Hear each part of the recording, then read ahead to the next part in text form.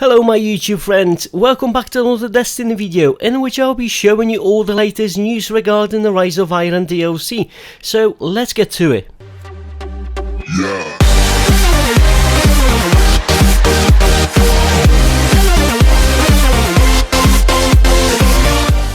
So then guys, Bungie has dropped another bomb, and what you can see on the screen at the moment is a September cover for Game Informer, for which I will leave a link in the description down below.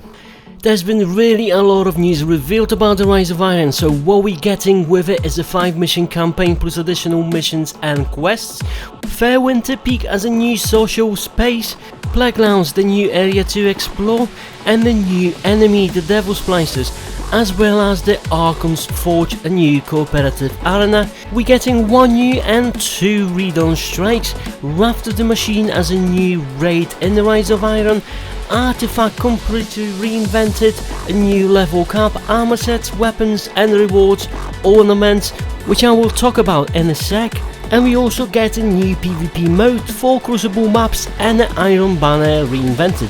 So it's really a lot to talk about, and I won't be going into the details but all of that stuff because this video would be ridiculously long.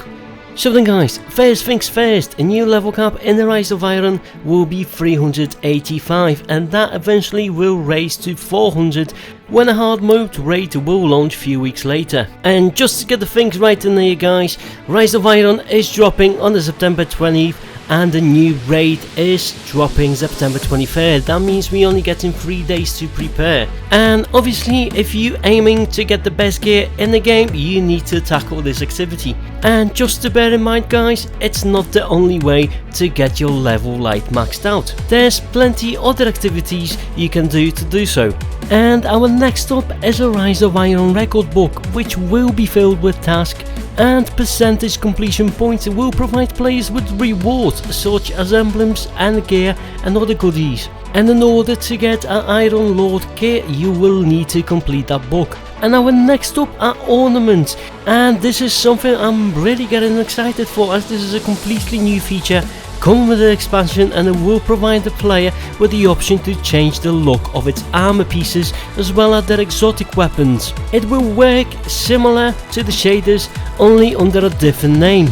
And now let's talk about those artifacts, but first, before we're gonna go into that, I want you guys to meet Tyra Khan.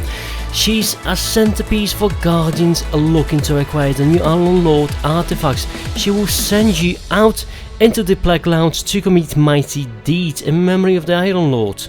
And only when you complete that task you will gain an item called Iron Lord Legacy, which you can use to acquire one of 3 artifacts Tyra has on offer in a given week. So then guys, there's 8 brand new artifacts which will completely change the way you play the Destiny, and I will do a separate video about them, but just to give you a glimpse what they can do, let's talk about one of them, the Memory of a Fairwinter.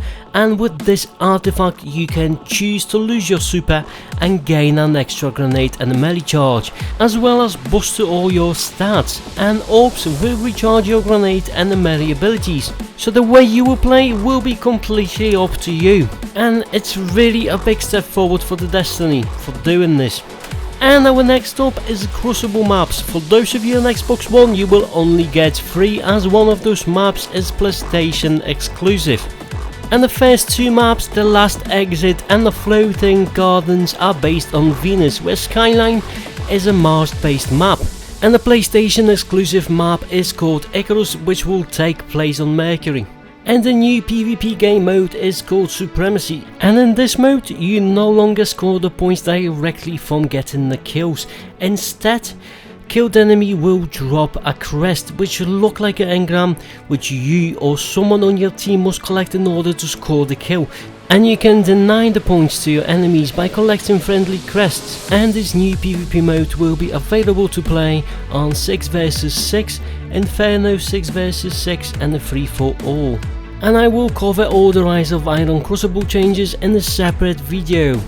As for the PvE, we have the Archon's Forge, which works similar to the Court of Oryx, as you need to bring a Siva offering in order to activate it. And once that's done, it will spawn waves of enemies, similar to the Prison of Elders. And our next stop is the Rise of Iron campaign, which is set to consist of 5 new story missions, and there are set to be story missions outside the main campaign as well. Beyond that, we also be getting the new quests, including exotic quests for the Gjallarhorn, Torn and the Kvastakov that we currently know of. And we also getting our endgame questline, which will unlock the Wretched Eye Strike, which is a brand new strike in the Rise of Iron. And in addition to that, Bungie is bringing 2 older strikes forward. The Devil Slayer, where we first destroy Sepix Prime, has been recast as a battle against Sepix Perfected, and the Summoning Pits, which will be reborn as the Abomination Heist. And we also getting skeleton keys. Those can be earned in Strike Playlist and Nightfalls, and you can use them to open a Strike Horde chest. These chests are available at the end of any strike and reward strike unique weapons and armor, so if you save skeleton keys for a specific Strike Horde chest, you're much more likely to get the loot you want. And this is really a nice addition to the game, but on the top of that, all the weapons you have earned in the Taken King, as well as armor and all the artifacts, you will be able to infuse them to the highest possible light in the Rise of Iron. And if this is not enough for you, all the class items from the year 1 are coming back as well. And Bungie has also confirmed that the Festival of the Lost is coming back in October. And that's not all, we also gonna see Sparrow Racing League coming back in December as well. So I don't know like you guys, but I'm really excited about this DLC, possibly even more than the Taken King, and I really can't wait to go into the Playgrounds and discover all that shit by myself. So let me know what you think in the comment section down below. Will you be getting this DLC? And what you think about the Gjallarhorn and Taunts coming back with Rise of Iron? So then guys, drop a comment and leave a like if you have enjoyed watching this video. I hope you did, and if you did, make sure you're gonna subscribe to my channel for more Destiny videos if you haven't done already. And I will see you in the next one, Guardian, and I'm out.